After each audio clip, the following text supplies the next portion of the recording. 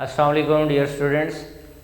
आज हम class first year के मैथमेटिक्स की एक्सरसाइज 3.3 को मज़ीद आगे बढ़ाएंगे। इस सिलसिले का पहला लेक्चर हो चुका है। हमने डिटर्मिनेंट्स को एवेल्यूएट किया था, उन्हें एक्सपेंशन मेथड से एक्सपेंड करके किया था। आगे है जो क्वेश्चन आएंगे वो हैं डिटर्मिनेंट्स को एवेल्यूएट करेंगे विदाउट एक्सपेंशन, तो उसके लिए प्रॉपर्टीज़ की ज़रूरत पड़ेगी। तो वो प्रॉपर्टीज़ आज हम डिस्कस करने जा रहे हैं कि डिटर्मिनेंट्स की क्या प्रॉपर्टीज़ हैं। ठीक है, तो याद रख लेना कि डिटर्मिनेंट जो है वो स्क्वायर मैट्रिक्स का होता है। ये आपको पता ही है कि मैट्रिक्स स्क्वायर होगा 2x2, 3x3, 4x4, 6x6, इनके डिटर्मिनेंट्स जो हैं वो पॉसिबल हैं जी। ठीक है, स्क्वायर मैट्रिक्स का डिटर्मिनेंट लिया जाता है। तो नाइन्थ में आपने 2x2 के पढ़े थे, इसमें अब 3x3 या 4x4 के आएंगे जी आपके पास। तो उसको सॉल्व करने के लिए कुछ प्रॉपर्टीज़ डिटर्मिनेंट की होती हैं, तो हम करेंगे प्रॉपर्टीज़ ऑफ डिटर्मिनेंट्स। आज कुछ प्रॉपर्टीज़, हम 5 प्रॉपर्टीज़ इसकी कर रहे हैं। For a square matrix A अगर कोई स्क्वायर मैट्रिक्स हो, अभी मैं एग्जांपल लेके भी बताऊंगा, then A determinant is equal to A transpose determinant. ठीक है, यानी कोई मैट्रिक्स ए है, उसका डिटर्मिनेंट लें, सेम ही होगा। अगर उसके ट्रांसपोज का जो डिटर्मिनेंट आएगा उसको भी लेंगे तो वो सेम ही आंसर देगा। यानी ए डिटर्मिनेंट और ए ट्रांसपोज डिटर्मिनेंट दोनों की वैल्यूज आपस में क्या होंगी, बराबर होंगी। ठीक है, यानी इसका मतलब क्या हो गया, ए मैट्रिक्स का डिटर्मिनेंट ले लें तब भी वही आंसर आएगा, जो ए मैट्रिक्स के ट्रांसपोज को लेकर डिटर्मिनेंट आएगा उसकी वैल्यू आएगी, वो दोनों वैल्यूज आपस में बराबर होंगी। मैं एग्जांपल से बता भी देता हूँ। फर्ज किया ये एक मैट्रिक्स है ए, 1 2 3 4 5 6 0 1 2, ये एक मैट्रिक्स है। वैसे मैंने ले लिया, ये 3x3 का है, 3 रोज और 3 कॉलम, 3x3 का है। तो इसका मतलब होगा कि इसका अगर मैं ट्रांसपोज ले लूँ, इसका ट्रांसपोज लूँगा, फर्स्ट रो फर्स्ट कॉलम बना देंगे, सेकंड रो सेकंड कॉलम बना देंगे, और थर्ड रो थर्ड कॉलम बना देंगे। ये ए मैट्रिक्स है, उसका ट्रांसपोज लिया। तो इसका मतलब क्या होगा, फर्स्ट प्रॉपर्टी की रिस्पेक्ट से, तो इसका मतलब होगा कि देयरफॉर इसका अगर मैं डिटर्मिनेंट लूँ ए का, तो ये स्क्वायर ब्रैकेट्स जो होती हैं ये मैट्रिक्स के लिए यूज़ होती हैं, और ये जो बार ये यूज़ होती हैं, बार ब्रैकेट्स जो यूज़ होती हैं, ये हम उसको डिटर्मिनेंट के लिए यूज़ करते हैं। तो क्या बन जाएगा, ए डिटर्मिनेंट 1 2 3 4 5 6 0 1 2 इक्वल होगा इसका ट्रांसपोज का 1 2 3 4 5 6 0 1 2। यानी यहाँ पे मैंने ए मैट्रिक्स का डिटर्मिनेंट लिया था और यहाँ ए ट्रांसपोज का डिटर्मिनेंट लिया, तो इसको वैल्यूएट कर लें, इसको वैल्यूएट करें, दोनों तरफ सेम वैल्यू आएंगी। ये फर्स्ट प्रॉपर्टी की बात जो थी वो मैंने की है जी। फर्स्ट प्रॉपर्टी की एग्जांपल मैंने वो जो लिखा था, इसको वैल्यूएट कर लें एक्सपेंशन मेथड से, और ट्रांसपोज मैट्रिक्स डिटर्मिनेंट्स को एवेल्यूएट कर ले, दोनों का आंसर सेम आएगा। ये फर्स्ट प्रॉपर्टी ये बता रही थी।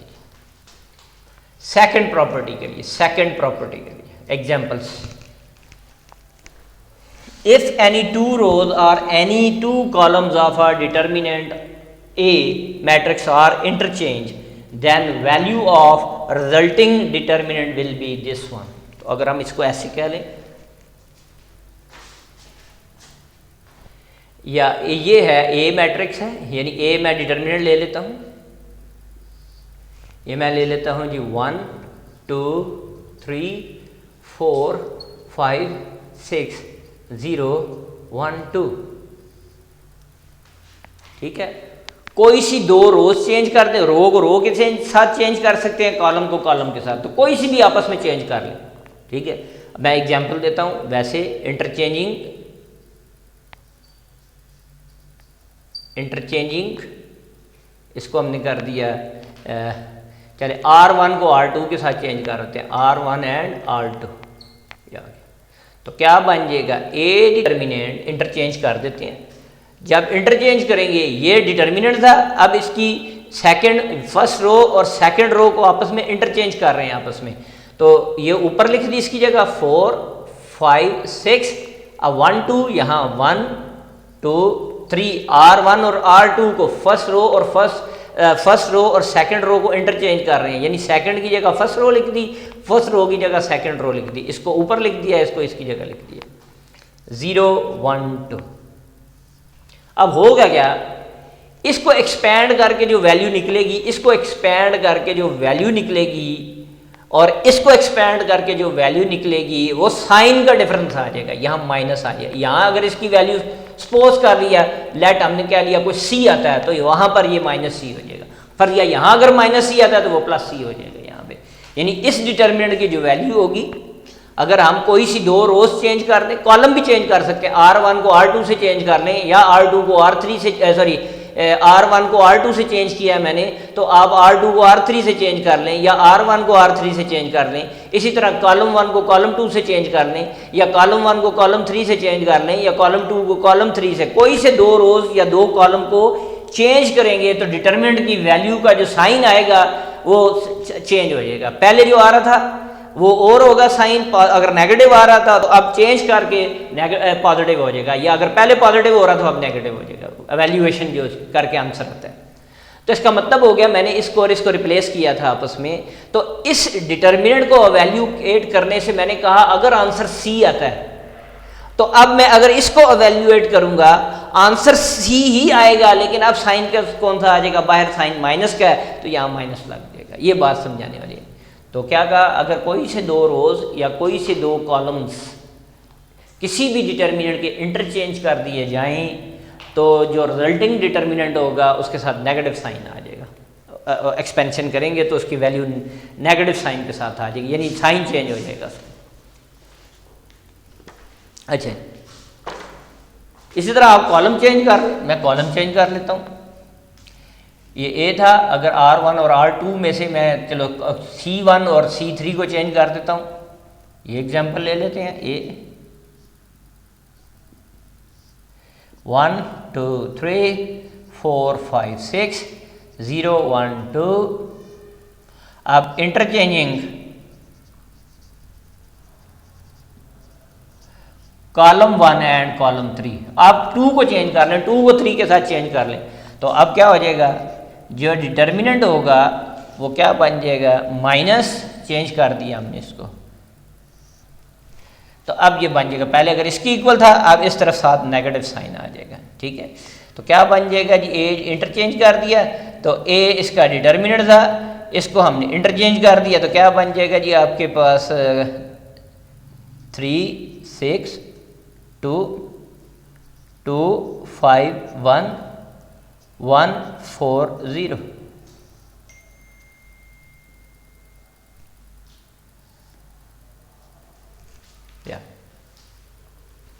ठीक है, तो अब जी तो साइन यहाँ नेगेटिव आ जाएगा, ये आपने याद रख लेना। अगर पहले ए का आंसर जो था इसमें पॉजिटिव आ रहा था, अब अगर हम इसको लेंगे तो इसका जो आंसर आएगा वो उसका साइन यहाँ नेगेटिव हो जाएगा। याद, ये बात याद रख लेंगे।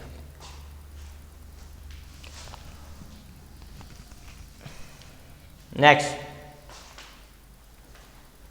फिर है number 3, if any two rows और two columns of a determinant are identical. Identical का मतलब होता है सेम, यहां मैं नीचे लिख भी देता हूं, सेम सेम हो, then value of determinant will be 0, तो वैल्यू ऑफ डिटर्मिनेंट 0 होगी।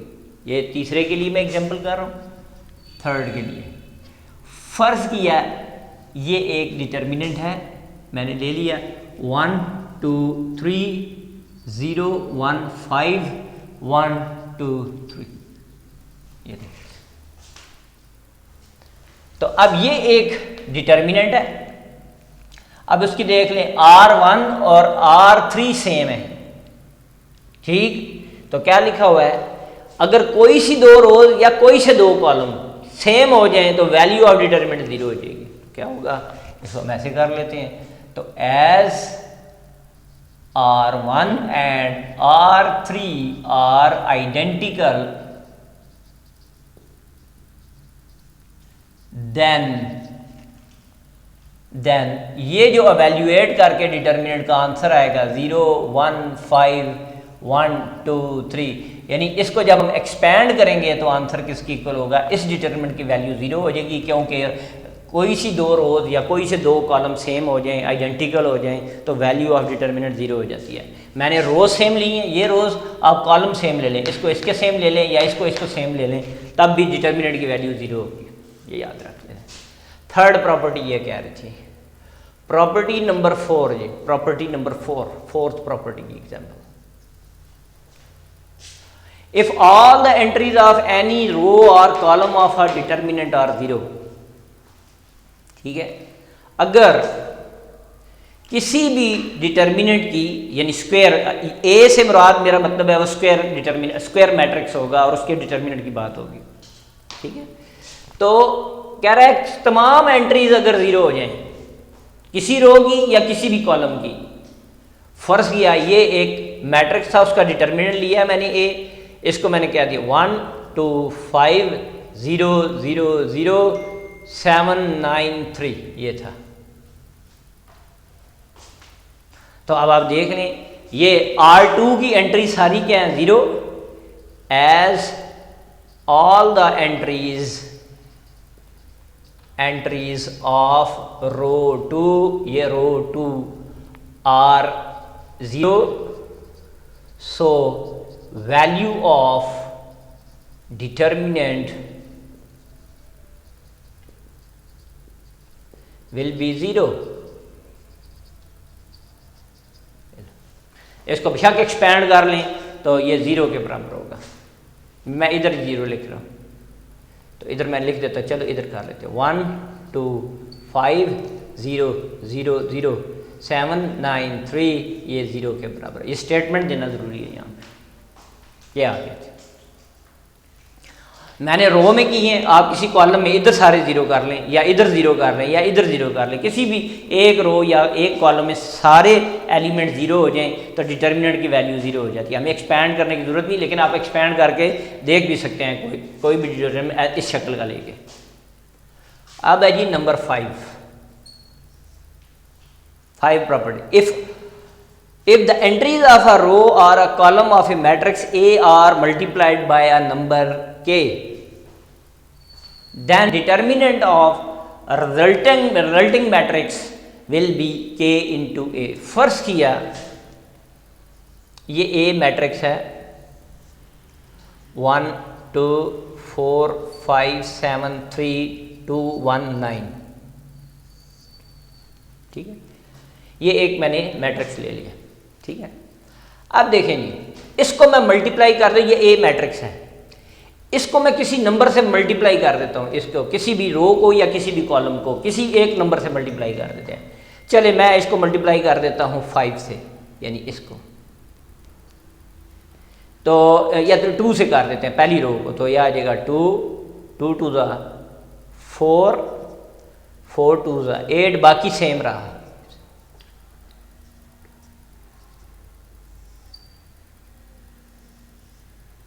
ठीक है। ये ए था, ये ए मैट्रिक्स था, तो हमने प्रॉपर्टी क्या कह रही है कि इसकी किसी भी रो को, एक रो को या एक कॉलम को किसी एक नंबर से मल्टीप्लाई कर दे। यहाँ के लिखा हुआ है, के रियल नंबर, खा वो पॉजिटिव हो नेगेटिव हो, कोई सा भी नंबर है। तो मैंने यहाँ पर ए मैट्रिक्स ले लिया, इसकी पहली रो को मैंने 2 से लिया, 2 1 2 2 2 4 4 2 8, ठीक है। तो अब याद रख लेना, तो प्रॉपर्टी ये कह रही है कि ये जो इसका जब हम डिटर्मिनेंट लेंगे इस मैट्रिक्स का, जो मल्टीप्लाई करने से मैंने मल्टीप्लाई डायरेक्ट ये जो है वो लिख रहा हूँ इसको डिटर्मिनेंट फॉर्म में, तो 2 4 8 5 7 3 2 1 9, इसका जो डिटर्मिनेंट होगा वो इसके डिटर्मिनेंट के टाइम्स के प्रोडक्ट के बराबर होगा। यानी जिस नंबर से आपने किससे मल्टीप्लाई किया था 2 से, तो 2 टाइम्स ऑफ के क्या था आपके पास 1 2 4 5 7 3 2 1 9, यानी ए जो था मैट्रिक्स, ए मैट्रिक्स उसका डिटर्मिनेंट लेंगे और उसको किससे मल्टीप्लाई कर देंगे 2 से, क्योंकि हमने इस मैट्रिक्स की रो को 2 से मल्टीप्लाई किया। अगर मैं 5 से मल्टीप्लाई किया यहाँ 5 आ जाएगा, अगर मैं 6 से मल्टीप्लाई कर देता है इस रो को 6 से, किसी भी रो या किसी भी कॉलम के साथ जब ये प्रोसेस करेंगे तो बाहर ये आ जाएगा, टाइम इतने टाइम इंक्रीज कर जाएगा। अगर किसी भी रो को या किसी भी कॉलम को किसी मैट्रिक्स के नंबर से मल्टीप्लाई कर दें तो जो रिजल्टिंग मैट्रिक्स का डिटर्मिनेंट होगा वो के टाइम्स जो हो जाएगा पहले वाले मैट्रिक्स के, तो मैट्रिक्स के डिटर्मिनेंट के। तो यहाँ पर ये नया मैट्रिक्स था मल्टीप्लाई करने के बाद इस पहली रो को, तो इसका डिटर्मिनेंट लेंगे तो वो किसके इक्वल होगा, वो इसके डिटर्मिनेंट के 2 टाइम के, क्योंकि हमने मल्टीप्लाई 2 से किया था। तो ये जो थी आज पहली 5 प्रॉपर्टीज़ मैंने आपको बताई हैं, इसकी प्रैक्टिस करनी है आपने और इसको जहन में रखना है, आगे एक्सरसाइज में यूज़ होंगी। 2-3 प्रॉपर्टी और रह गई हैं, वो हमने इंशाल्लाह नेक्स्ट लेक्चर में कवर करेंगे, फिर हम एक्सरसाइज के आएंगे। तो काम करें बेटा, रेगुलर इंटरवल पे वक्त कम रहता जा रहा है, तो क्या नाम है, काम भेजें व्हाट्सएप ग्रुप में और कॉलेज में भी जमा कराएं। मेरा चैनल लाइक करें, शेयर करें, सब्सक्राइब करें। अल्लाह हाफिज़।